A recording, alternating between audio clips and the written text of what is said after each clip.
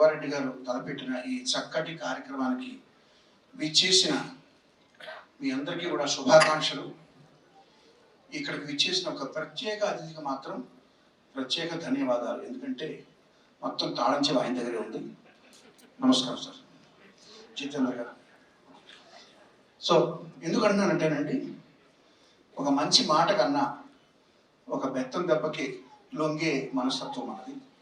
ఆ బెత్తం దెబ్బను తొందరగా మనకు పడాలని కోరుకుంటూ అందరికీ ధన్యవాదాలు. చాలా సభలో పాల్గొన్నాను, కానీ ఇవాళ పాల్గొన్నటువంటి ఈ సభ నా హృదయాన్ని టచ్ చేసింది. ఎంతో మంది చదువుకున్న వాళ్ళు, ఎంతో మంది ఎలైట్ పబ్లిక్, డాక్టర్స్, డీజీపీ గారు స్వయంగా వచ్చారు. ఇలా ఎంతో మంది వచ్చినటువంటి ఈ సభలో మాట్లాడే అవకాశం నాకు ఇచ్చినందుకు ముందు గురవారెడ్డి గారికి నా హృదయపూర్వకంగా, వారికి వారి టీంకి కూడా నా హృదయపూర్వక కృతజ్ఞతలు తెలియజేస్తున్నాను. మనందరం రాత్రి పూట నిర్భయంగా పడుకొని నిద్రపోతున్నామంటే ఎలా నిద్రపోతున్నాం? పోలీస్ శాఖ వారి పగలు రాత్రి అనకుండా వాళ్ళు ఏ విధమైన ఇబ్బందులు లేకుండా చూస్తున్నారు కాబట్టే మనం హాయిగా పడుకోగలుగుతున్నాం. ఎన్నాళ్ళు డాక్టర్గా, అంటే ఇంకా చేస్తాడు సేవలు, డాక్టర్గా విశిష్ట సేవలు అందిస్తూ ఇప్పుడు ఈ రోడ్ యాక్సిడెంట్స్ వీటిని నిర్మూలించాలి. ఎందుకంటే ఎక్కువగా ప్రాణాలు పోయేది ఈ రోడ్ యాక్సిడెంట్స్ వల్లనే.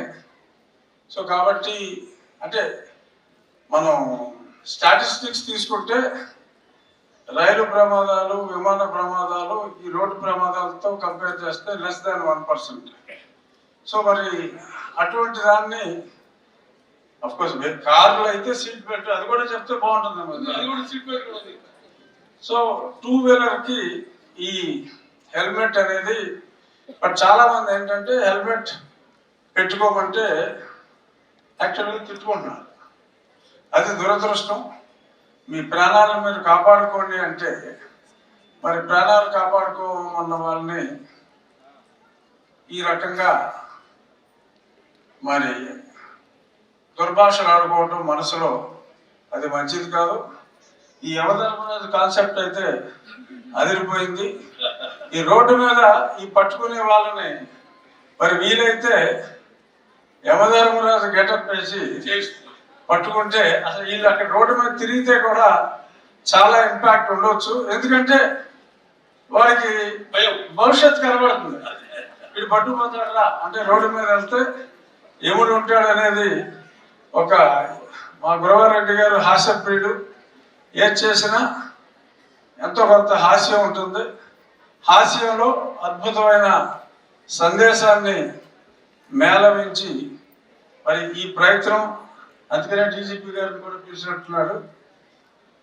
త్వరగా మా ఆంధ్రప్రదేశ్లో కూడా ఇటువంటి మంచి కార్యక్రమం నిర్వహించాలని, తప్పకుండా ఈ మంచి కార్యక్రమం ఇన్నాళ్ళు హెల్మెట్ ధరించండి, 200 పెనాల్టీ, ఇలాంటి రొటీన్ బోర్డులు కాకుండా ఈ వినూత్నమైన ఈ కాన్సెప్ట్తో ముందుకెళ్ళి ఇంకా గురవారెడ్డి ఫోకస్ చేస్తే ఇంకా జనాల్లోకి చక్కగా నవ్వుకుని ఎందులేరా బతికిపోదాం అనుకునే కాన్సెప్ట్స్ చాలా చేయగలడు.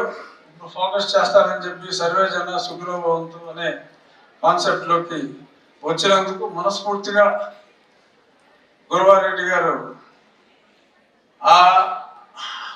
అఫ్కోర్స్ ఇంకా మోకాలు చిప్పల ఆపరేషన్లో I think the highest in the world నువ్వే చేశావా?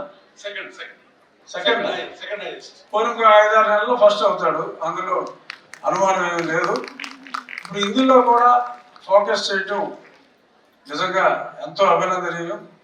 కనీసం 1,00,000 ప్రాణాలు నువ్వు కాపాడుతావు గ్యారంటీగానే మంచి నమ్మకం అయితే నాకుంది. Keep rocking, all the best. అవసరమైతే యమధర్మరాజు గెటప్లో నేను కూడా పోటీ. Thank you. ఫ్రెండ్స్, ఈరోజు సర్వేజన ఫౌండేషన్ అఫీషియల్గా లాంచ్ చేసాం. ఇది రోడ్ యాక్సిడెంట్స్ ప్రివెంట్ చేసి హైదరాబాద్ని సేఫరాబాద్ కింద మార్చాలని మెయిన్ ఎయిమ్తో చేసాం. అంతేకాకుండా పేద పేషెంట్లకి ఉచితంగా మోకాళ్ళ ఆపరేషన్లు చేయడం ఇంకొక బాధ్యత. బట్ ఈరోజు రోడ్ ట్రాఫిక్ యాక్సిడెంట్స్ ప్రివెంట్ చేసి మొత్తం హైదరాబాద్ని సేఫరాబాద్ కింద మార్చే ప్రయత్నంలో ఈరోజు 800 మంది ఇక్కడ గ్యాదర్ అయ్యారు.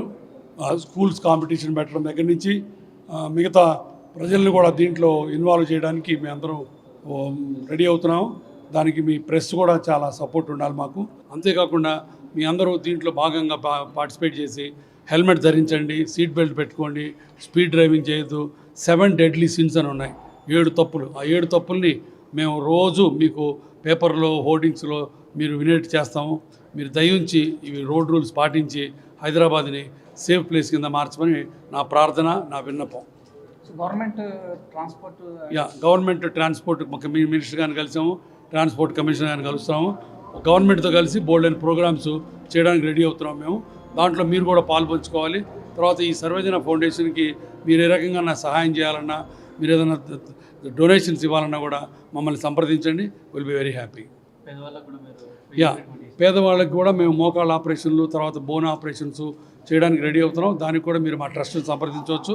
మా వాళ్ళు మీతో టచ్లోకి వస్తారు. సో ఎలా అబ్జర్వ్ చేస్తారు సార్ పేదవాళ్ళు అంటే ఇప్పుడు ఒకసారి ఎవరైనా వచ్చి మమ్మల్ని మాకు కావాలి అంటే వాళ్ళ ఇంటికి వెళ్ళి వాళ్ళ సోషల్ ఫ్యాబ్రిక్ అంతా చూసి, వాళ్ళ ఆధార్ కార్డులు చూసి, వాళ్ళు ఏ రకంగా ఉన్నారు, వాళ్ళు చెప్తుంది కరెక్టే కదా చూసుకొని, వాళ్ళు కరెక్ట్గా ఇది స్కీమ్కి పనికొస్తారని తెలుసుకున్న తర్వాతే వాళ్ళకి ఫ్రీ ఆపరేషన్లు చేయడం జరుగుతుంది. ఆల్రెడీ 150 మందికి చేసాము. సంవత్సరానికి ఇంకా 300-400 ఆపరేషన్లు చేయాలని మా కోరిక. ఇది ప్రస్తుతానికి తెలంగాణలో హైదరాబాద్లోనే ఉంది. తర్వాత దీన్ని మేము సక్సెస్ అయిన తర్వాత మిగతా మెట్రోస్కి, మిగతా తెలుగు ఆంధ్రాకి కూడా స్ప్రెడ్ చేయాలని మా ఆకాంక్ష. డ్రైవర్స్ని ఎడ్యుకేట్ చేసి ఎడ్యుకేటెడ్ పీపుల్కే డ్రైవింగ్ లైసెన్స్ ఇస్తే ఇది ప్రమాదాలు ఉండవు, ఇంత హడావిడి ఉండదు. అక్కడే స్ట్రిక్ట్ చేయాలి. అక్కడ కంట్రోల్ చేయకుండా ఎవరికైనా మీరు 20 ఏళ్ళు వస్తే వాడు వీల్ ముందు కూర్చోవాలంటే ఇట్లాగే ఉంటుంది. డ్రంక్ అండ్ డ్రైవింగ్ కన్నా కూడా ఇగ్నోరెంట్ డ్రైవర్స్ వల్ల ఎక్కువ ప్రమాదాలు జరుగుతాయి. డ్రంక్ అండ్ డ్రైవర్స్ ఎప్పుడు చేస్తారు? రాత్రిపూట చేస్తారు. మరి పగలపూట యాక్సిడెంట్కి ఎవరు కారణం? అంటే వాడికి అవగాహన లేనటువంటి వాడు నడుపుతున్నాడు వెహికల్ అనేది దానికి వేగం ఉంది, దానికి ధృతి ఉంది, దానికి ఒక ప్రమాదం. అది ఎంత సౌలభ్యమో అంత ప్రమాదం కూడా. అంత వేగం మీద నడిపేవాడికి మనసు బాగా పనిచేయాలి, అవగాహన ఉండాలి, సమాజం పట్ల ఒక బాధ్యత ఉండాలి. ఏమీ లేనటువంటి చదువు లేనటువంటి వాడికంతా డ్రైవర్లు అయిపోతున్నారు. ఇతర దేశాల్లో అనేక పరీక్షలు పెడతారు, రిటర్న్ టెస్టులు ఉంటాయి. ఇక్కడ ఏమైనా ఉన్నాయా? కేవలం ఇక్కడ ఏంటంటే నాకు టెస్ట్ డ్రైవింగ్ తిప్పుతారు. అది ఎవరైనా చిన్నపిల్లలు కూడా నడుపుతారు కారు. మీరు చూసే ఉంటారు, బొమ్మ కార్లు నడుపుతారు కదా. అంటే ఏమిటి? ఒక టర్నింగ్ తీసుకోవడానికి మాత్రం తెలుసు వాడికి. ఎక్కడ ఆపాలో తెలియదు, ఎక్కడ వెళ్ళాలో తెలియదు. కేవలం వెహికల్కి యాక్సిలరేటర్ కాదు, బ్రేక్ కూడా ఉంది. బ్రేక్ ఉందన్న సంగతి వాడికి చెప్పాలి కదా. కేవలం యాక్సిలరేటర్ చెప్తే ఎట్లా? ఈ రకమైనటువంటి కంట్రోల్స్ ప్రారంభంలోనే ఉంటే ఎడ్యుకేటెడ్ సమాజంలో వాళ్ళకే లైసెన్స్ ఇవ్వాలి అన్నటువంటి నిబంధన కనిపెడితే ప్రతి పోస్టుకి ఏదో క్వాలిఫికేషన్ చెప్తారు. డ్రైవర్కి ఎక్కువ క్వాలిఫికేషన్ ఉండాలి. మీరు ఇతర దేశాల్లో డ్రైవర్ అంటే సార్ని పిలుస్తారు వాళ్ళు, ఎందుకంటే వాళ్ళ పద్ధతిగా ఉంటారు, వాళ్ళకి ఇచ్చేటువంటి జీత బత్యాలు కూడా గొప్పగా ఉంటాయి. ఇక డ్రైవర్కి లీస్ట్ పెయిడ్, ఎవరైనా డ్రైవర్ కావచ్చు. నిన్నటిదాకా లారీ క్లీనర్ అనేవాడు మర్నాడు వాడు డ్రైవర్ అయిపోతాడు, అంతే కదా. వాడి ప్రమోషన్ ఏంటి? నిన్నటిదాకా లారీ కడుగుతాడు, రెండో రోజు వాళ్ళ బాసం పక్కనట్టు వాడి డ్రైవర్ అవుతాడు. అంటే వాడికి ఏ అవగాహన అక్కర్లే. అలాంటి రోజులు మారినంత వరకు ఇలాంటి educating children, educating parents, educating గురువులు, ఇవన్నీ రౌండ్ అబౌట్ మెథడ్స్ ఇవన్నీ చేయాలి. అసలైనటువంటి డ్రైవర్ని, ఎవరైతే డ్రైవర్ సీట్లో కూర్చుంటాడో వాడికి ఒక పద్ధతి, వాడికి ఒక వివేచన, వాడికి ఒక జ్ఞానం, వాడికి అర్హత ఇన్ని కానీ చూసి డ్రైవింగ్ లైసెన్స్ ఇస్తే ఈ ప్రమాదాలు ఉండవు. సర్వేజన వాళ్ళు చేస్తున్న మంచి పని ఇది. అందరికీ వైద్యం అందుబాటులో ఉండదు కనుక ఎవరికైతే ఆ పావర్టీ లైన్ కింద ఉంటారో కొంతమందికైనా మన సాయం, అందరికీ చేయగలిగితే మంచిదన్న ఉద్దేశం ప్రారంభించారు. మాలాంటి వాళ్ళంతా మేమందరం అట్లాంటి ఇనిషియేటివ్ తీసుకోవడం కష్టం కాబట్టి వాళ్ళకే ఇస్తాం. So they are doing good work. ఇది కేవలం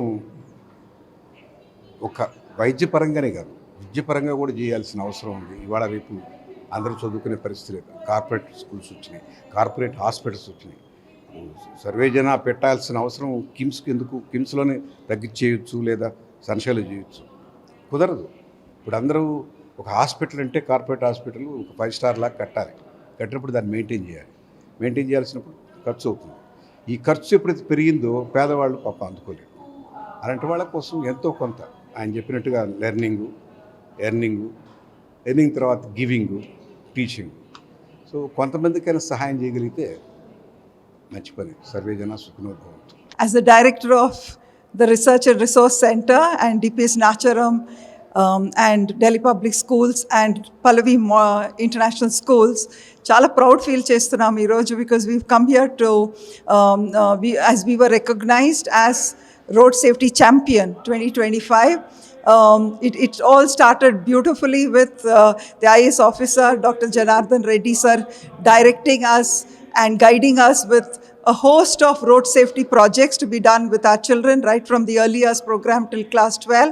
And to add value to that, our management, our chairman sir, Shri M. Kumariya sir, Director Pallavi ma'am, Mr. Yashasvi Malka, the CEO, and Director Ms. Tribhuwana, they brought in a road traffic awareness park into our school, which I must say is not just educating the students of DPS Nacharam, but we were able to bring the students of the schools in the community also to bring in a very, very high kind of an awareness on road safety rules. And in the end, I'm feeling this is not a standalone project. It's not like started in December or January and is going to end now.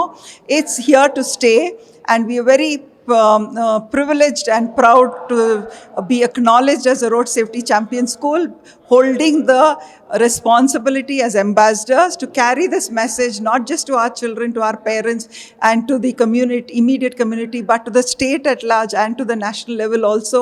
So I'm sure all our students, teachers are going to take up this as a dedicated effort, and it's going to become a way of life where we teach safety to children, not just in terms of the projects that they normally do in school, conservation of energy, conservation of water, cyber safety. We teach them a host of other things, but I think this is the first time road safety has come into the school curriculum, and we are very proud, and we must acknowledge Sarvejana Foundation and Dr.